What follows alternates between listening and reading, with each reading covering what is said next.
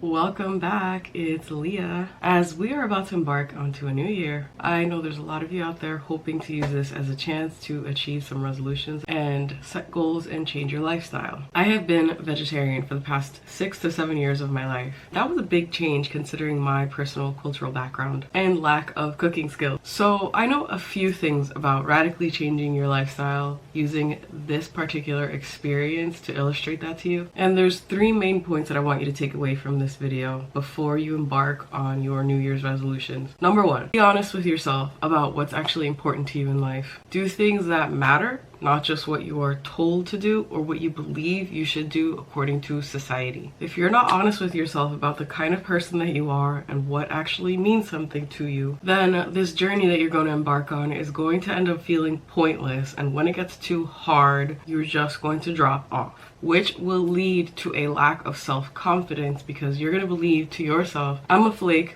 I don't do the things I decide to do. So that leads me to number 2. You have to have a strong reason why. For me, personally, the reason why I decided to become vegetarian was for my health.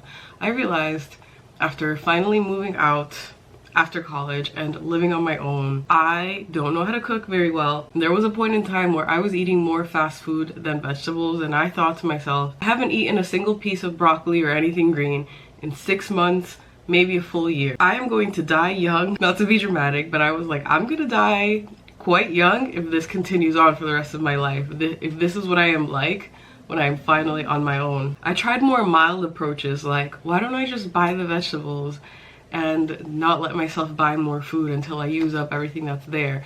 It never worked. My reason why was strong enough to keep me going long term. There are many great reasons why, especially ones that have to do with people outside of yourself. If your goal has anything to do with nutrition and exercise, it can simply be, I enjoy the version of myself when I take part in this thing. But the stronger your reason and the more reasons that you have, the better it's going to be for you. So try to think about what possible outcome it can lead to further down the line. Like, your goal can be, I want to be fit and I want to exercise every day of my life.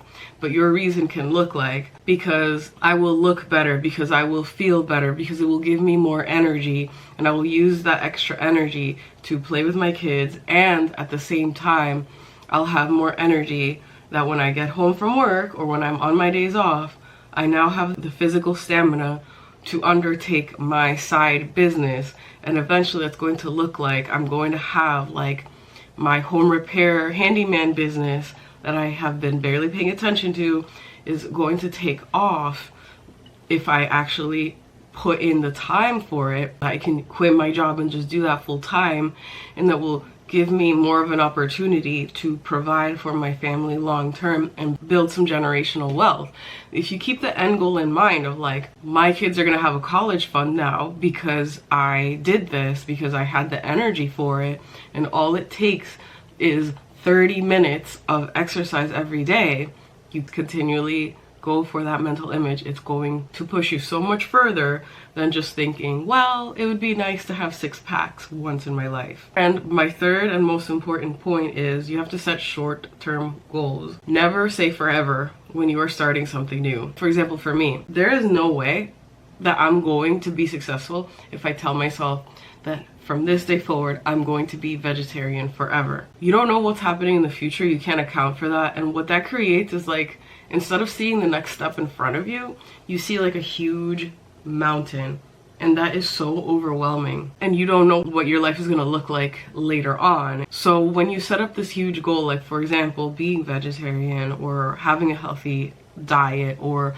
I'm going to run a mile, or I'm going to run for an hour every single day for the rest of my life, you subconsciously, you know, like, what if one day I get sick? What if this, what if that? And you already know you're going to let yourself down, and that feels bad. So the thought of letting yourself down in the future makes it seem like, why even bother now? It diminishes your reasons why, and it feels more pointless. So you have to take things day by day, month by month, year by year. So the way that I did it is I'm like, you know what? Let me just see what it's like before I commit to anything. And maybe it would be nice if I could stick to like either 1 week or 1 month and just say that I tried it out to know if it's for me. So I was like, okay, 3 days. How do I feel? So I was like, you know what? Actually, let me try. Let me just try for a week. Then I'll reassess.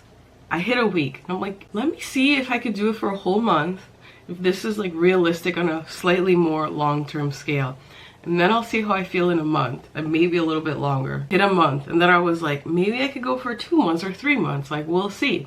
As long as I just can hit like 2 months, if I can't make it past that point, that's fine. You have to set times to reassess how you feel, and you have to give yourself room to be honest with yourself and to redirect in a new path if this isn't working for you. You can't be all or nothing when you don't even know what this is like for you yet. So you have to give yourself a chance to tap out if this isn't working without hurting your ego. A big component of sticking to goals and resolutions is proving that you are accountable to your own self and how it affects your self-esteem and your ego. That's one of the biggest factors that affects the decisions that you make and what you can stick to. And the longer that you go down a certain path and the more that you feel validated and confident about yourself because you were able to stick to a goal, the more that that becomes part of your identity. And it becomes easier to remain accountable to yourself long term.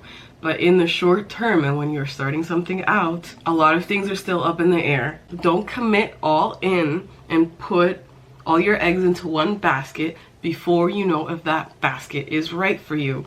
Which is why I said number one, you have to be honest about who you are and what's important to you in life. Then you keep going down this path and you need to allow yourself, like, never say completely forever. Always be like, I am 99% sure I'm going to do this, but if something changes in the future, I am willing to accept that fact about myself. The promise that I've made to myself and the way that I conduct my inner world is, I'm pretty sure I could do this long term, and I forgive myself up front about the fact that maybe one day, maybe 20 or 30 years from now, that might change. I may fail, but that's okay. I never said this was forever. I said this is for now, and this is something that I'm going to attempt to. And I don't need to be perfect to be good enough.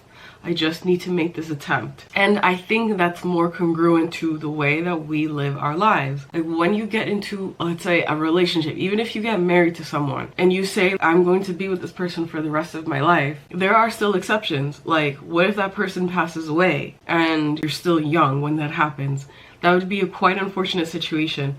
And I don't mean to be super grim when I say this, but my point is, you wouldn't think, oh, those 20 years I spent with that person I loved are now a waste because my life is still going and they're gone. You would think to yourself, those were a wonderful 20 years. I would have loved it if it continued, but even if it didn't last for the entirety of my life, it wasn't a waste of my time. We can't predict the future. We can't control every outcome.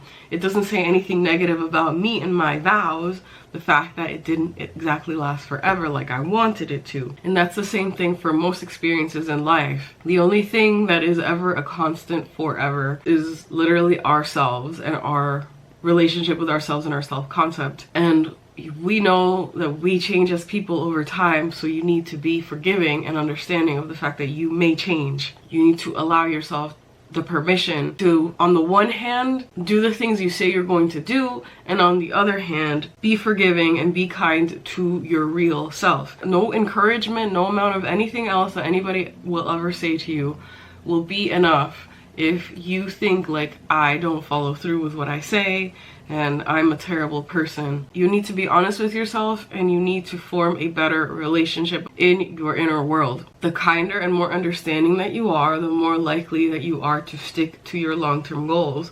I don't necessarily believe in you need to be tough, you need to be relentless, you need to ignore your emotions, and you need to ignore how you feel and just push, push, push and be hyper productive. I think it's the people who are most reflective and most understanding of who they are that can see what's happening and allow themselves the path toward change. If you can't understand the fact that you can't ever get yourself to do something that's important to you because of some unmet, unfulfilled need, and you keep ignoring that, thinking, I just have to push, I just have to push, you're never going to trust yourself. You need to listen to yourself, and your own inner world needs to know, like, my thinking head is guiding my heart.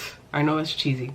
My thinking head is guiding my heart toward this path, but it's not regardless of how I feel or who I am or what I need. I trust that myself understands and listens to me and takes into account what I need, and that's going to be honored as we move forward in this path.